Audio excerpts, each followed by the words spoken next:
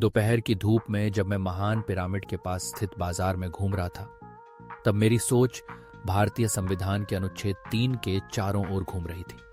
यह अनुच्छेद नए राज्यों के गठन और मौजूदा राज्यों के क्षेत्रों में परिवर्तन की बात करता है। तभी अचानक मेरे बगल में लॉगी सब और कौन प्रकट हुए। उनकी उपस्थिति ने इस जीवंत बाजार के माहौल को एक नई दिशा दी। लॉगी ने कहा, परिवर्तन की शक्ति कितनी दिलचस्प है। कौन ने सवाल उठाया, लेकिन कोई राज्य को परिवर्तित कैसे करता है? सबने बाजार की हलचल की ओर इशारा करते हुए कहा, यह जगह खुद एक रूपक है। यहां सब कुछ निरंतर बदलता है। मैंने अपने हाथ में पानी के जग के हैंडल पर उकेरे गए प्रतीकों को छुआ और एक रंगीन दृश्य मेरे सामने खुल गया, जो बदलते परिदृश्यों और विकसित समुदायों की कहानी कह रहा था।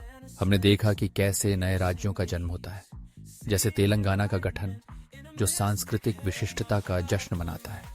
ग्राम परिषदों में लोग अपनी आवाजें उठा रहे थे, जबकि मानचित्रकार नए मानचित्रों को सावधानी से तैयार कर रहे थे। सबने सही कहा, यह केवल रेखाएं खींचने का खेल नहीं है, बल्कि लोगों की आकांक्षाओं और पहचान का मामला है। कौन ने समझाया कि यह प्रक्रिया गहन विचार और सामाजिक आर्थिक वास्तविकताओं की समझ की मांग करती है। जैसे ही हमने इन परिवर्तनों के मानवीय पहलुओं का सामना किया, हमें लोगों की उम्मीदें और चिंताएं दिखाई दी। जैसे ही पोर्टल बंद होने लगा, मैंने महान पिरामिड को देखा, जो अब अनुच्छेद 3 की गहराई से जुड़ा हुआ था।